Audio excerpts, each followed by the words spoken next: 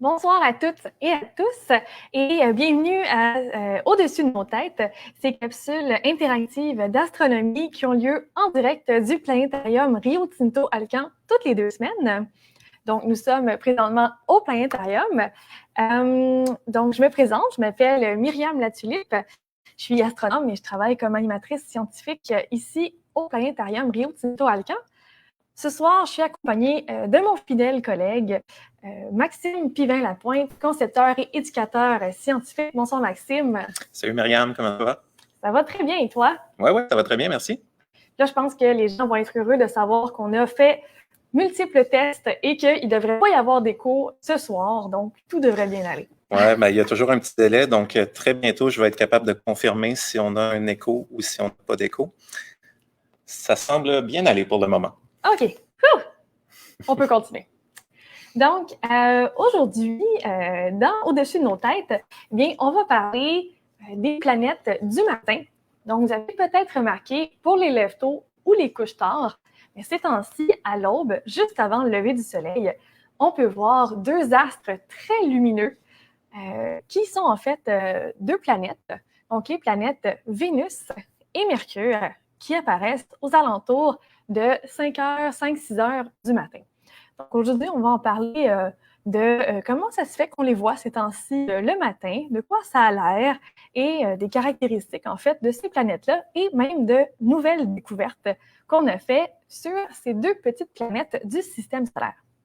Donc, avant de continuer, j'aimerais juste vous rappeler que si vous avez des questions, n'hésitez pas à nous les écrire dans le fil de commentaires sur la vidéo sur Facebook.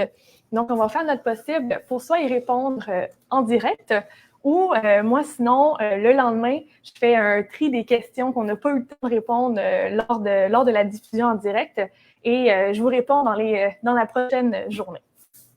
Oui, absolument. Puis moi, je dois faire justement le petit tri, savoir quelles questions m'apparaissent les plus pertinentes, quelles questions sont des trop grosses colles pour Myriam qui risquent de s'y perdre parce qu'on n'a pas une encyclopédie sous la main tout le temps. Donc voilà, des fois, ça peut être les raisons pour lesquelles on ne répond pas à vos questions en direct, mais on se fait un devoir d'aller y répondre par après. Oui. D'ailleurs, si vous ne nous écoutez pas en direct, nos capsules au-dessus de nos têtes sont toutes disponibles pour écoute par la suite sur la page Facebook d'Espace pour la vie et aussi maintenant sur notre chaîne YouTube. Et si jamais vous avez des questions sur le contenu qui est dit dans la vidéo et que vous ne nous écoutez pas en direct, vous pouvez quand même les écrire en commentaire et on regarde une fois de temps en temps pour voir s'il y a des nouvelles questions pour pouvoir vous répondre. Alors, bon, passons maintenant à notre ciel étoilé qu'on peut voir présentement ce soir. Donc, je vais vous partager mon écran. Alors, voilà. Donc, si tout va bien, vous devriez présentement voir notre simulation du ciel étoilé qu'on peut voir présentement ce soir de Montréal. Donc, avec mon logiciel Stellarium, comme toujours. Donc, vous pouvez regarder là, la première chose qu'on peut voir présentement là, dans le ciel ces temps-ci, en début de soirée, ce sont deux planètes de début de soirée, donc Jupiter et Saturne, donc nos deux géantes gazeuses qu'on peut voir en début de soirée. Donc, auparavant, pendant l'été, on les voyait pas mal toute la nuit, mais maintenant, on peut seulement les voir au début de la nuit. Et on peut voir aussi une autre planète, donc Mars, qui va être un peu plus haute dans le ciel, qu'on peut voir, elle, toute la nuit. Donc, présentement, on regarde le ciel de 19 heures, mais si on avance le temps, on va accélérer le tout. Donc, on peut voir que Jupiter et Saturne commencent déjà à être plus basses à l'horizon. Et à partir d'environ 21 heures, on voit déjà plus ces deux planètes-là, mais Mars va encore être ici pour éclairer notre ciel. Mais outre des planètes, là, en ce moment, on peut commencer à voir un très, très beau ciel.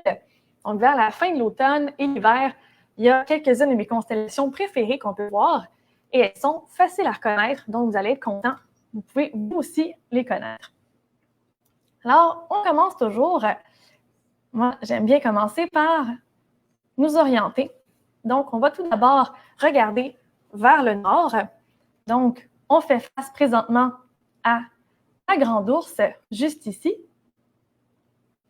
qu'on peut reconnaître facilement avec l'arrière et la longue queue de la grande ours qui ressemble à un chaudron qu'on peut voir ici.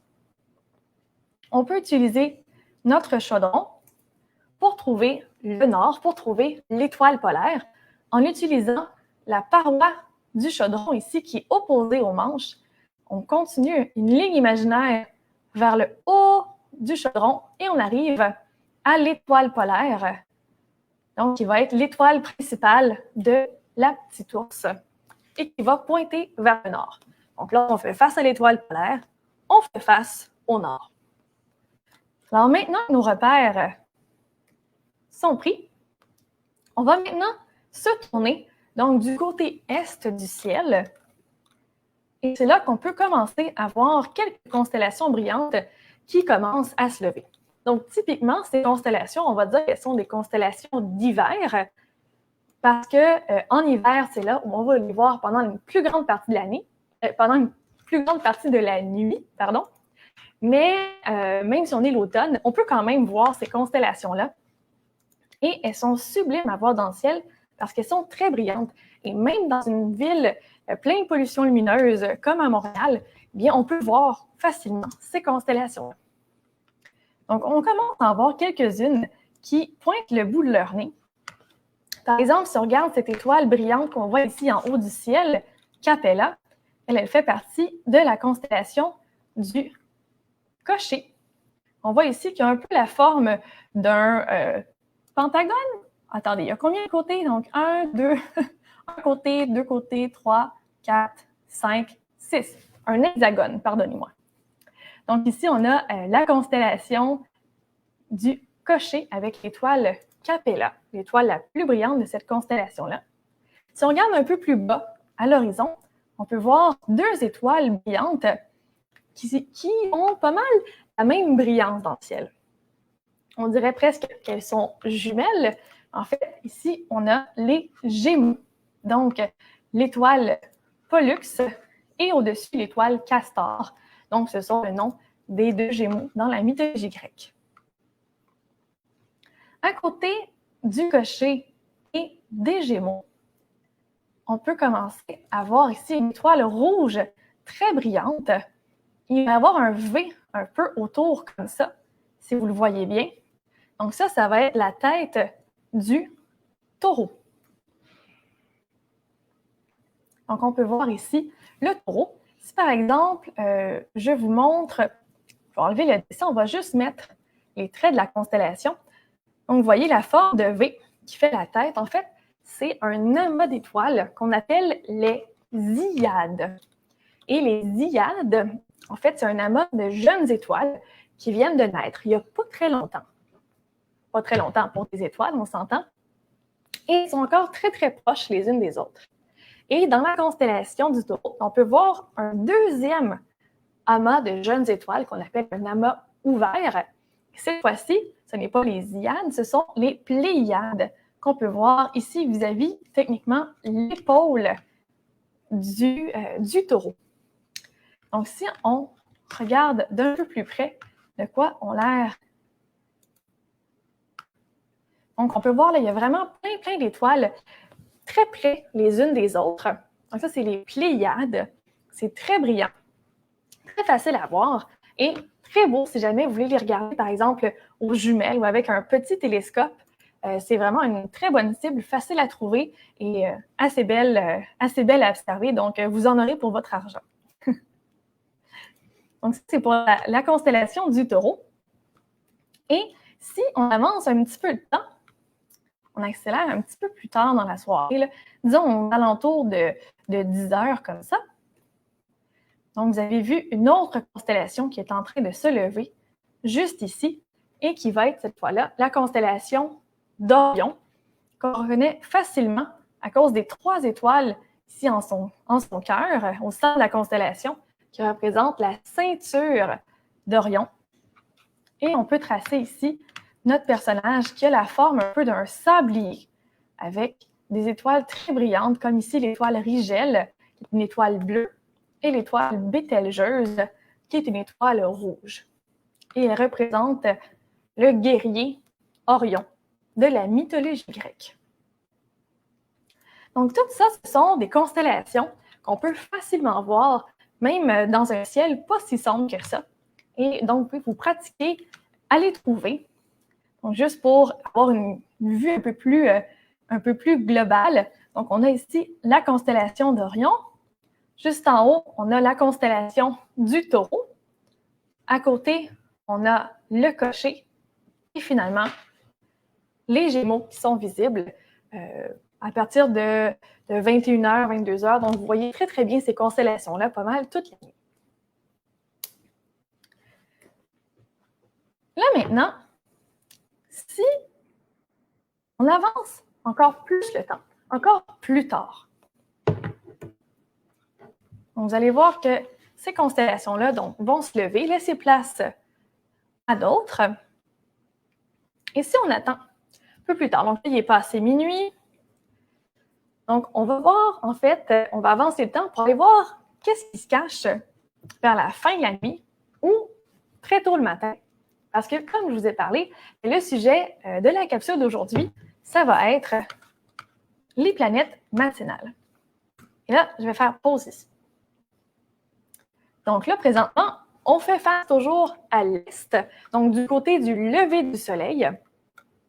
Et regardez, on peut voir deux belles planètes très brillantes. Donc, on a tout d'abord Vénus. Vénus, quand vous la voyez là, vous ne pouvez pas vous tromper. C'est un des astres les plus brillants dans le ciel. En fait, c'est le troisième astre le plus brillant dans tout le ciel. Le premier étant le Soleil, le deuxième, la Lune, et ensuite, c'est Vénus. Donc, ça vous donne une idée que c'est quand même très, très brillant comme astre. Et donc, vous allez la voir, ça va être le point le plus brillant dans cette région-là du ciel. Un peu en dessous, vous allez voir une étoile bleue ici. Donc, c'est l'étoile Spica dans la constellation de la Vierge. Et un peu plus tard, donc, vous allez voir Mercure qui va commencer à se lever. Et d'ailleurs, demain matin, s'il fait beau, entre 5h30 et 6h30 du matin, bien, la Lune va être bien placée entre ces deux planètes.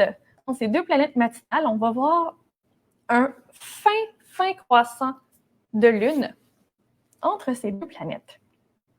Donc, on va voir si la météo va nous permettre de voir ce petit spectacle matinal ou non. Donc, ça va être nos deux planètes qu'on peut voir. D'ailleurs, je me fais souvent poser la question, donc je vais le dire tout de suite. Vénus, c'est ce qui était appelé l'étoile du berger, en fait. Donc, qui est ironique parce que c'est pas une étoile, c'est une planète. Donc, ces deux petites planètes, donc Vénus et Mercure, en fait, on va toujours les voir soit tôt le matin avant le lever du soleil ou au coucher du soleil.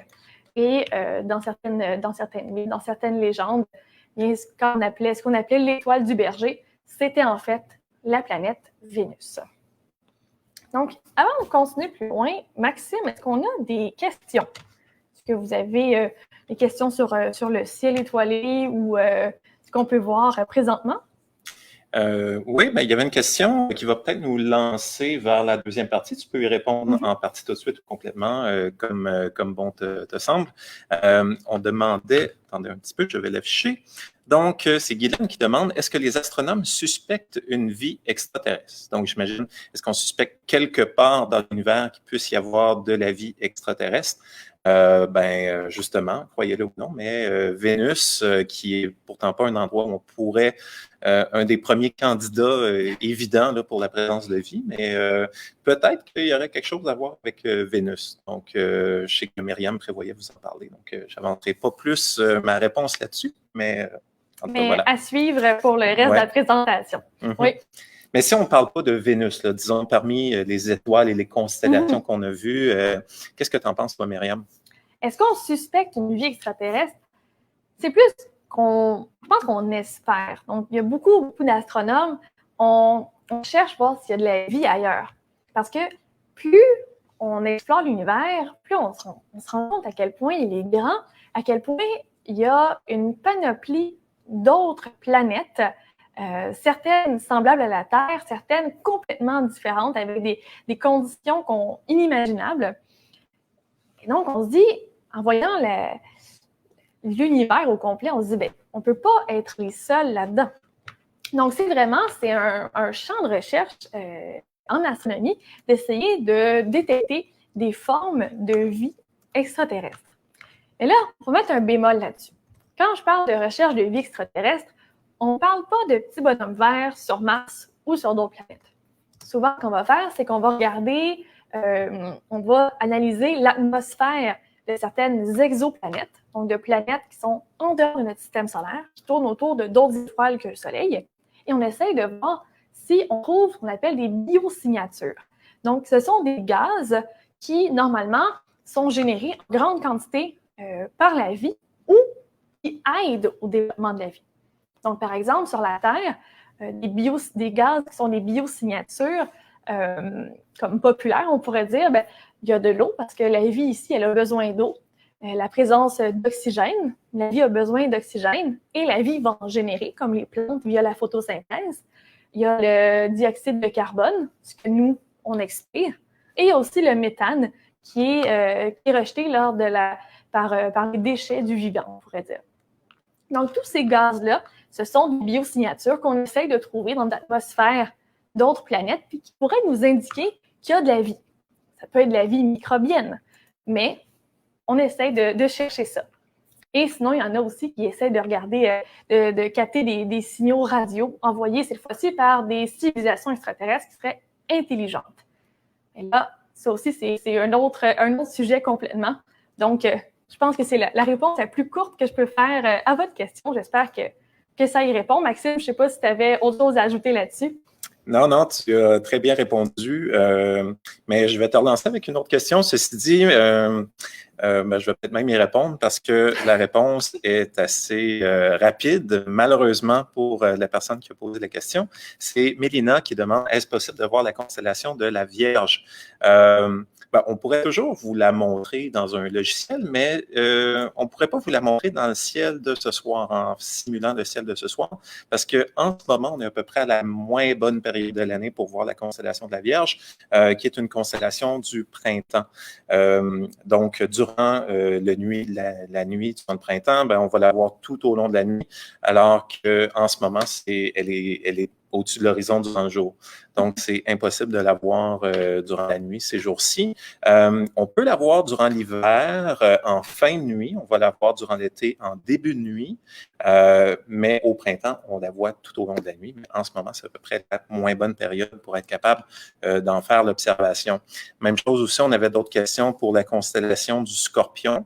La constellation du Scorpion, elle est toujours un petit peu difficile à voir depuis le Québec, même en été, parce que c'est une constellation qui est plus facile à observer durant l'été, mais elle est très, très basse à l'horizon. On ne la voit pas au complet ici depuis le Québec.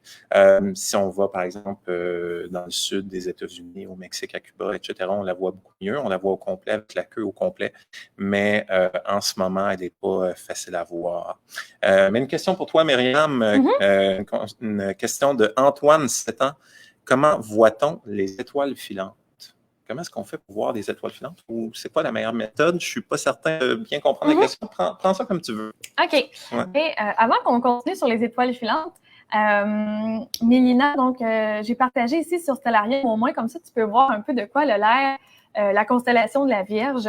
Donc, c'est une constellation que, comme Maxime a dit, qu'on voit bien au printemps, et même au printemps, elle est très difficile à voir parce que ces étoiles, elles sont très faibles.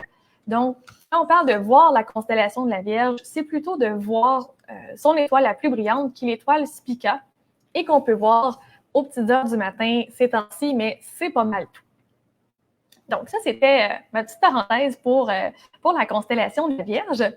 Donc, comment est-ce qu'on peut voir les étoiles filantes? Donc, le meilleur truc pour voir les étoiles filantes, peu importe, moi, je trouve que c'est de se coucher à terre et regarder vers le ciel. OK? Donc là, je vais faire une petite parenthèse là-dessus. Donc, une étoile filante, OK? Qu'est-ce que c'est? Donc, c'est des petits grains de poussière, des petits débris, des petites roches qui viennent de l'espace, qui vont s'enflammer, en fait, dans l'atmosphère de la Terre, et qui vont se désintégrer en faisant une petite traînée lumineuse dans le ciel, qu'on appelle un météore ou une étoile filante. Donc, il y a certains moments dans l'année où la Terre va traverser un essaim va traverser en fait un nuage de poussière, de débris laissés par des comètes, par exemple. Et donc, ça va faire en sorte qu'il y a plus de petites poussières qui tombent dans notre atmosphère et donc qu'il y a plus d'étoiles filantes. Donc ça, c'est des pluies de météores ou des pluies d'étoiles filantes. Comme l'été, on peut voir, par exemple, les Perséides. Il y a les Géminides qu'on peut voir pendant l'hiver aussi. Donc, il y a des pluies d'étoiles filantes un peu partout pendant l'année, certaines plus importantes que d'autres. Ce qui est plus important, c'est que pour essayer de les voir dans le ciel, pour maximiser nos chances, c'est vraiment de pouvoir voir une plus grande partie du ciel au-dessus de nos têtes possible. Donc, d'où le principe de s'étendre par terre. Moi, je trouve que c'est la meilleure méthode, parce que comme ça, on n'a pas mal au cou à regarder tout le temps en haut. Donc, on s'étend par terre, on s'habille chaudement parce que les nuits peuvent être fraîches, et on essaye d'avoir un ciel dégagé, sans pollution lumineuse, pour avoir le plus de chances de voir des étoiles filantes, même si elles ne sont pas très brillantes. Et là, je vais vous donner un truc. Si, comme moi, vous habitez en ville et que des fois, vous avez trouvé une place dans un parc, par exemple, assez loin du centre-ville, là où il y a plus de pollution lumineuse, mais grand malheur, vous avez un lampadaire à côté de vous. Ça peut valoir la peine simplement de placer un objet, par exemple une chaise pliante, un truc comme ça, qui va cacher le lampadaire. Donc, comme par exemple, présentement, moi, ce que je fais, donc avec ma main, je vais cacher l'éclairage qui est devant moi et faire de l'ombre sur mes yeux. Ça va faire en sorte au moins qu'on n'est pas ébloui par la lumière de ce lampadaire-là. Et ça va nous aider à ce que nos yeux s'habituent à la noirceur et maximiser nos chances de voir des étoiles filantes. Donc, voilà pour les météores. J'espère que ça répond à ta question. Est-ce qu'on a d'autres questions ou on continue? On va prendre une dernière question pour l'instant qui va nous ramener sur notre sujet de toute façon. La question étant, si Vénus est si visible, est-ce que c'est parce c'est celle la plus près de nous? Sinon, pourquoi est-ce qu'elle est si visible? Donc, en fait, oui, c'est, on pourrait dire, la planète qui peut être la plus près de la Terre, mais ça dépend là où elle est dans son orbite autour du Soleil. Donc, juste pour se visualiser un petit peu les orbites du système solaire, donc on a le Soleil, on a l'orbite de Mercure, Vénus et la Terre. Donc, Mercure et Vénus peuvent être les planètes les plus près l'une de l'autre, sauf que si Vénus est de l'autre côté du Soleil sur son orbite par rapport à nous, elle peut être quand même loin. Donc, première partie de la réponse, oui, c'est la planète la plus près de la Terre, mais ça dépend où elle est sur son orbite. Mais une des raisons pour laquelle elle est si brillante, c'est parce que Vénus, elle est couverte d'un épais manteau nuageux. Elle a une atmosphère très, très épaisse qui va réfléchir beaucoup, beaucoup de lumière. Et c'est en fait pour ça que Vénus va être particulièrement brillante. C'est à cause de ces épais nuages qui reflètent la lumière. Donc, lorsqu'on l'observe, en fait, on ne va jamais pouvoir voir la surface de Vénus. On va seulement voir ces nuages. Alors, sans plus tarder, maintenant, on va continuer. On va parler justement de Vénus et de Mercure, donc de ces deux planètes du matin. Donc, je vais vous partager mon écran, mais cette fois-ci, une autre partie de mon écran.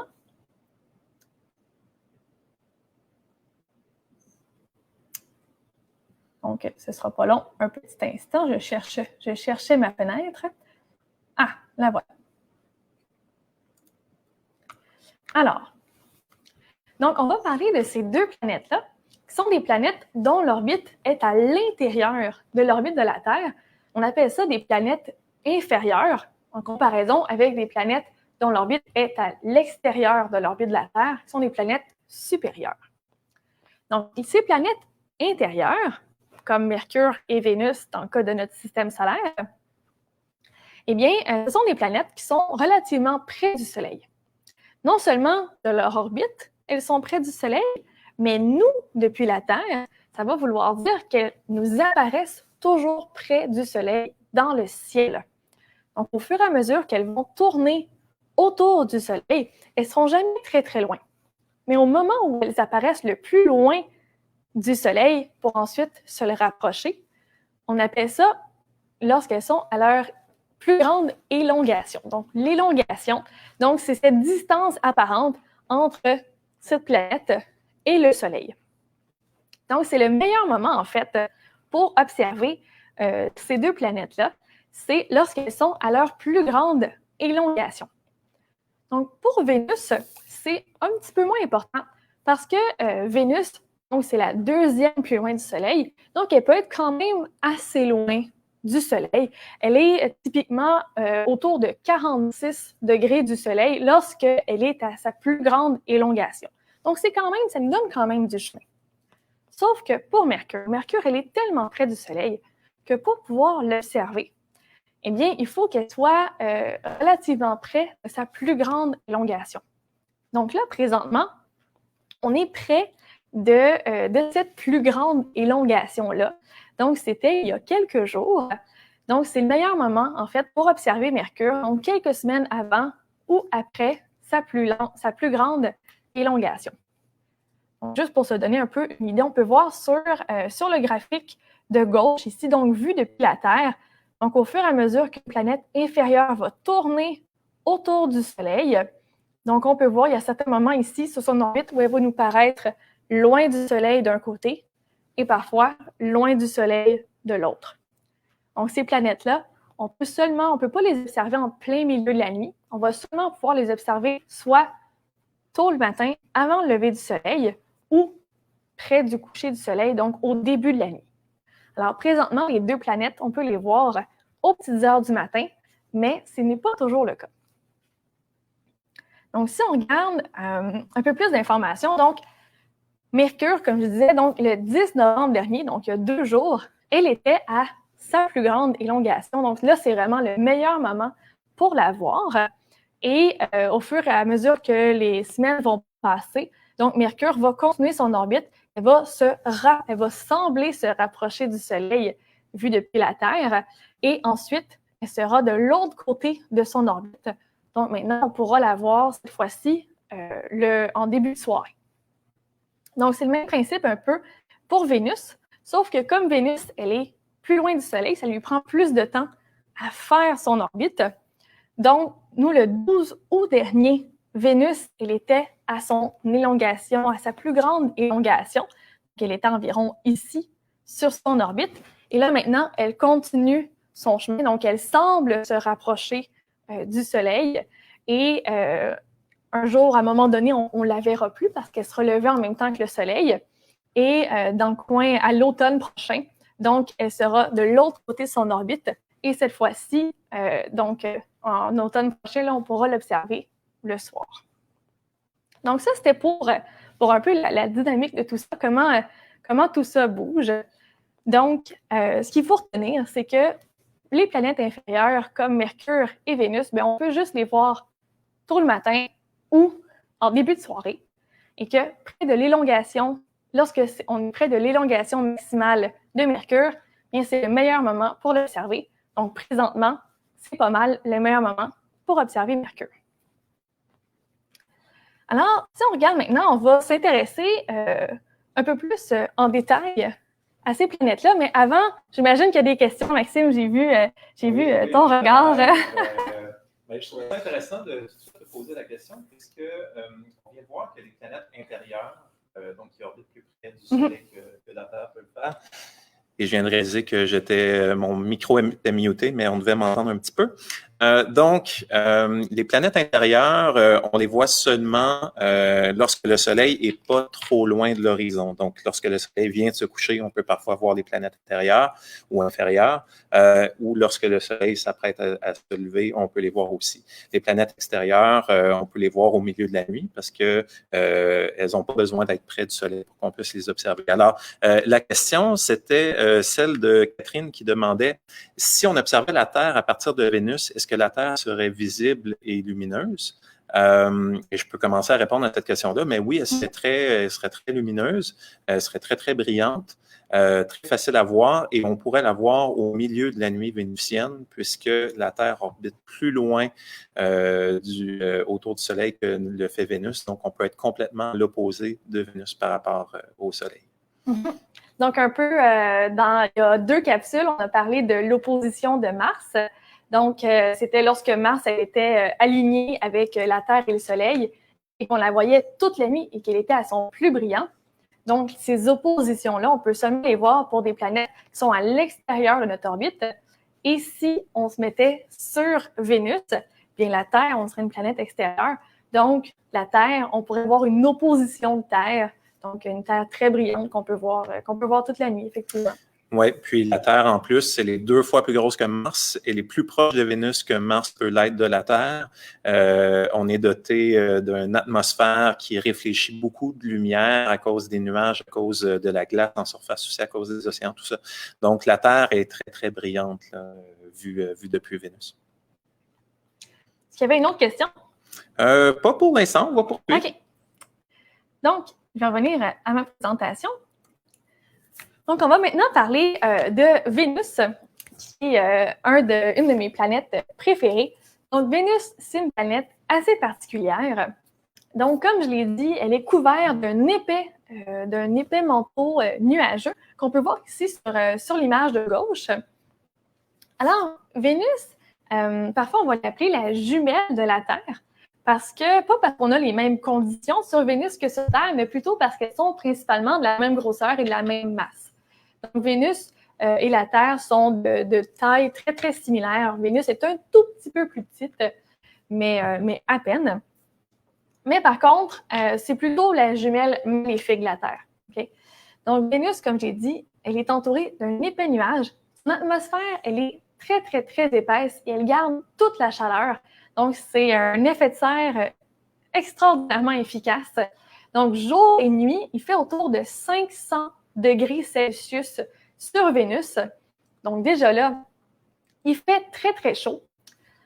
En plus, cette atmosphère-là, elle est très épaisse. 90 fois plus épaisse que l'atmosphère de la Terre et presque entièrement composée de gaz carbonique, d'où le fait que son effet de serre est si efficace.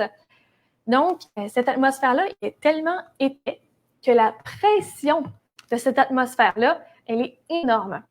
Si on se tenait à la surface de Vénus, la pression est équivalente à si on était 900 mètres sous l'eau. Donc, c'est une très, très grande pression pour vous donner une idée. Une autre chose aussi, si la pression et la température dans votre tête, ça ne suffisait pas à utiliser le mot maléfique pour Vénus, en fait, il y a aussi, donc Vénus, son épais atmosphère, mais au-dessus, il y a aussi des nuages d'acide sulfurique. Donc, il va pleuvoir de l'acide sulfurique, mais la bonne nouvelle, c'est qu'il fait tellement chaud au sol qu'en fait, la pluie toucherait sûrement pas le sol. La pluie d'acide s'évaporerait avant de toucher le sol. Mais bon, je ne sais pas à quel point c'est une bonne nouvelle. En tout cas, bref, vous pouvez imaginer un monde infernal dans votre tête. Je peux vous assurer que probablement que Vénus est pire. Alors, c'est une planète aux conditions infernales, mais quand même très, très intéressante aussi. Et une des choses assez spéciales avec Vénus, c'est que comme on ne peut pas voir sa surface dans la lumière visible, on s'est longtemps demandé ce qui se cachait en dessous de ces nuages-là. Donc, on a fait l'objet de plusieurs dizaines de missions spatiales envoyées notamment beaucoup par les Américains et par les Russes au fil des années. Et ce qui est assez spécial, c'est que la pression est tellement grande à la surface que les sondes, même si elles arrivent à toucher le sol et à survivre à leur traversée à travers ces nuages épais, ne vont pas survivre longtemps. Le record de longévité pour une sonde qui a réussi à toucher le sol sur Vénus est détenu par la sonde Venera 13, qui est une sonde russe qui a réussi à survivre 127 minutes à la surface de Vénus.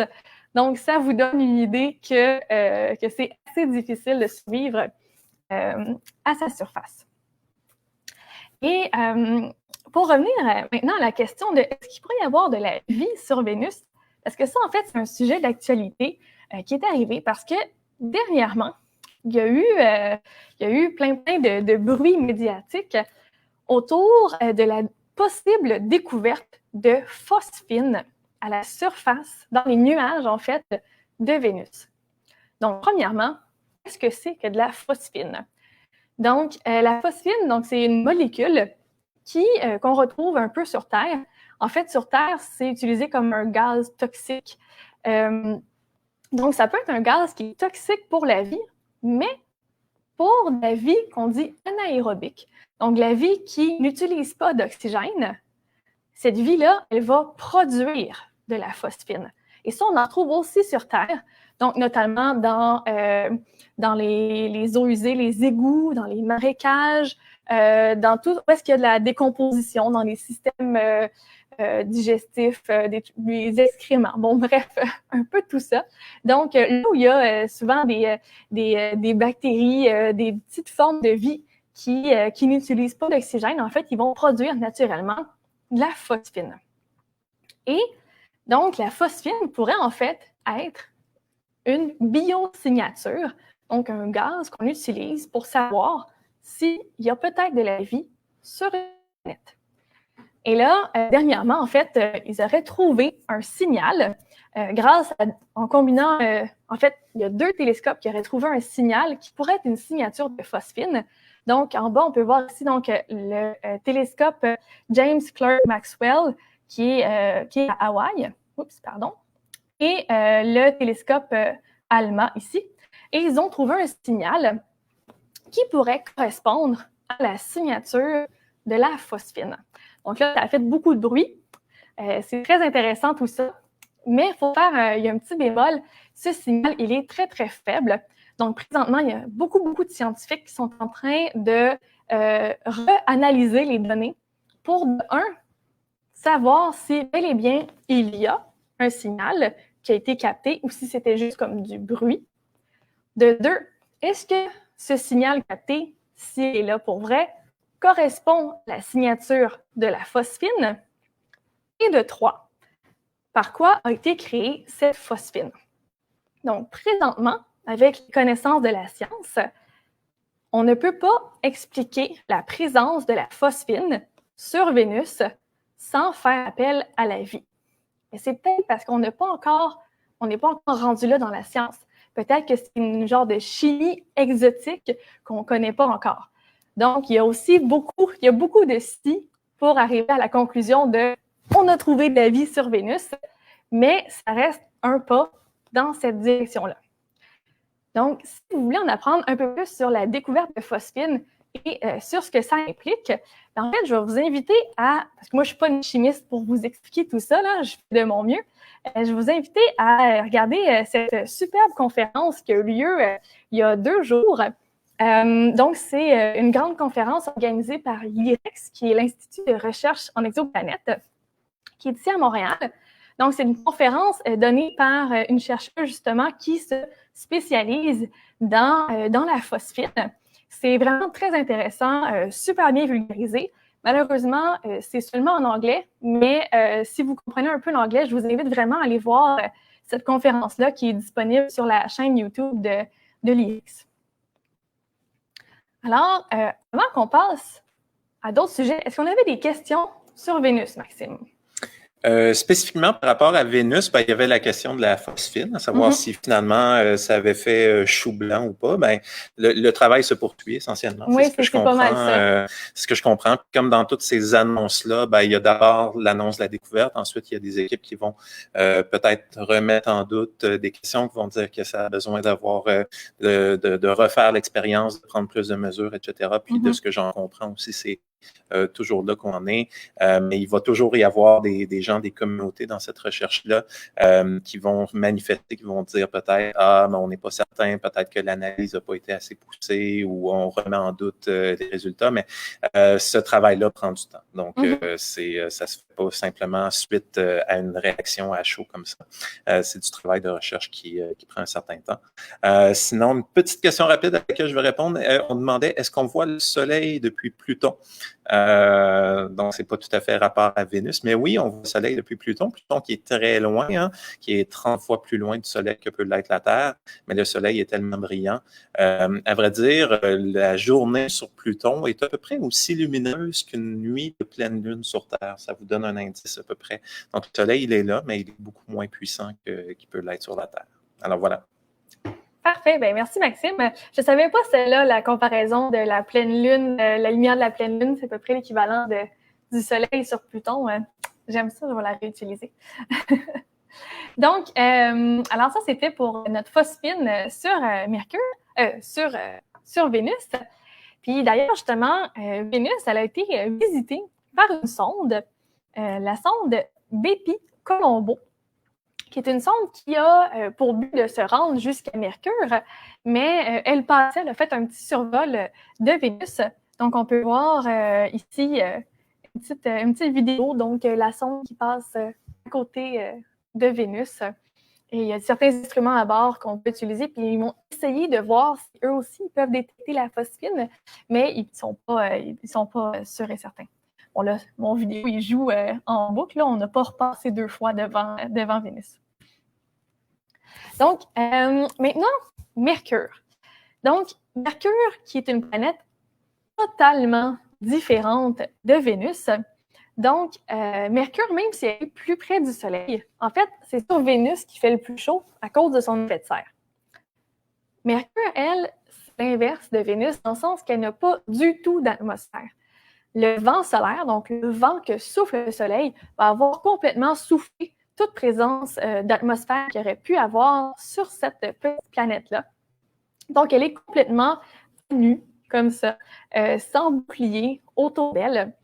Donc, ça va faire en sorte que le jour, le côté qui est exposé au Soleil va faire extrêmement chaud, autour de 400 degrés Celsius, mais du côté nuit, la température va chuter à moins 200 degrés Celsius. Donc, un écart de 600 degrés entre le jour et la nuit. On dit qu'on se plaint des écarts de température au Québec. Bien, c'est rien par rapport à ce qu'il y a sur Mercure. Et Mercure, c'est une planète qui est très peu explorée. Pourtant, elle est relativement près de la Terre. Mais en fait, contrairement à, disons, Vénus, qui a reçu la visite de dizaines de sondes, Mercure, il y a seulement 2 sondes. 2 qui sont allées la voir. Soit la sonde Mariner 10, qui est allée la visiter dans les années 70, j'aurais tendance à dire. Oui, dans les années 70. Et la sonde Messenger, qui est allée entre 2011 et 2015. Mais toutes ces sondes-là, toutes ces 2 sondes-là, ont seulement survolé ou se sont mis en orbite autour de Mercure. Il n'y en a aucune qui est allée à la surface. Pouvez-vous vous imaginer? Puis en fait, la raison pour laquelle Mercure elle est si peu visitée, c'est parce que c'est une planète qui est extrêmement difficile à aller voir du point de vue aérospatial. Parce que Mercure, elle est tellement près du Soleil que lorsqu'on y va, il faut ralentir beaucoup la trajectoire de notre sonde parce que sinon, on risque de passer tout droit et finalement d'être emporté par la gravité du Soleil, de manquer notre cible Mercure. Alors, pour y aller, il va souvent falloir faire plusieurs tours comme ça et ça demande beaucoup de temps.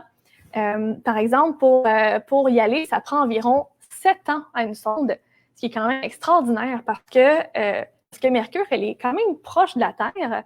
Ça prend 7 ans. En comparaison, pour envoyer une sonde jusqu'à Jupiter, qui est beaucoup plus loin, ça prend moins que 5 ans.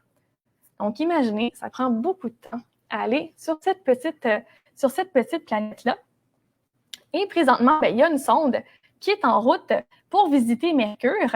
Donc, la sonde Bepi-Colombo, qui est une sonde envoyée par l'Agence spatiale européenne et par la JAXA, qui est l'Agence spatiale japonaise. Donc, Bepi-Colombo est parti en octobre 2018 et devrait arriver en orbite autour de Mercure en 2025. Et donc, juste pour vous donner une idée de à quel point c'est compliqué se rendre jusqu'à Mercure, voici une petite simulation faite par l'ESA, l'Agence spatiale européenne, qui nous montre la trajectoire de la sonde pour se rendre jusqu'à Mercure. Donc, la sonde, elle part tout d'abord de la Terre, va faire un tour, une orbite avec la Terre, va avoir une assistance gravitationnelle de la Terre. Ensuite, elle va survoler Vénus une première fois pour modifier sa vitesse, une deuxième fois, puis finalement, elle va survoler Mercure un total de 6 fois pour pouvoir ajuster sa vitesse suffisamment pour pouvoir entrer en orbite. Et une autre chose aussi, c'est que il faut évidemment, comme il y a des très grands écarts de température si près du Soleil, la sonde, il faut aussi qu'il y ait de très grands boucliers thermiques qui peuvent résister autant à 400 degrés Celsius qu'à moins 200. Alors, voilà comment on fait pour se rendre jusqu'à Mercure. Donc, avant de se quitter, donc c'est bientôt la fin. Donc, je vais passer rapidement. Alors, nos petites éphémérides, qu'est-ce qui se passe dans le ciel dans les prochains jours? Donc, il y a la Station spatiale internationale qu'on va pouvoir voir au cours de la semaine prochaine. Il y a plusieurs beaux passages de la Station spatiale, notamment le 22 novembre, le 23 et le 25. Donc, vous pouvez aller retrouver toutes ces informations-là par vous-même sur la page de Heavens Above en inscrivant en haut à droite votre localisation et en allant voir les prévisions pour la Station spatiale internationale. Donc, les planètes, alors en début de soirée, on pouvait voir Saturne et Vénus et la Lune qui va passer près de ces planètes-là en début de nuit, donc le 18 et le 19 novembre. Mars qui est là toute la nuit et qui va recevoir la visite de la Lune dans la nuit du 25 au 26 novembre. Et finalement, nos planètes matinales, Vénus et Mercure, et demain matin qu'on va pouvoir voir juste à côté de la Lune, si la météo le permet. Alors, je ne sais pas si on prend des questions, Maxime, qui est déjà rendu quand même tard. On peut, ça sera pas long, me revoici. Peut-être conclure avec une question qui va nous amener ailleurs, qui va nous amener un petit peu plus loin. On demande une question de Benjamin, 9 ans, qui demande « C'est long comment une année-lumière? » Donc, une année-lumière, donc c'est une unité de distance. Donc, c'est la distance que va parcourir la lumière si elle voyage pendant 1 an et ça équivaut à, tiens-toi bien, 10 000 milliards de kilomètres. Donc, ça fait vraiment beaucoup de zéros. Je ne sais pas, Maxime, si tu peux écrire combien de zéros ça fait ou sinon, je vais te l'écrire au courant de la soirée en répondant à ton commentaire sur Facebook. Donc, une année-lumière, 10 000 milliards de kilomètres. Donc, pour ceux qui ont posé des questions et qui n'ont pas eu de réponse, je vais faire un petit tri des commentaires et je vous envoie une réponse dans pas très longtemps ou sinon demain. Alors, sur ce, c'est ce qui va conclure notre capsule au-dessus de nos têtes d'aujourd'hui. Donc, merci beaucoup de vous être joints à nous en direct ou en rediffusion. Alors, on se revoit dans 2 semaines. Pour la prochaine capsule d'au-dessus de nos têtes, on devrait parler de la Station spatiale internationale. Alors, bonne soirée et bonne observation!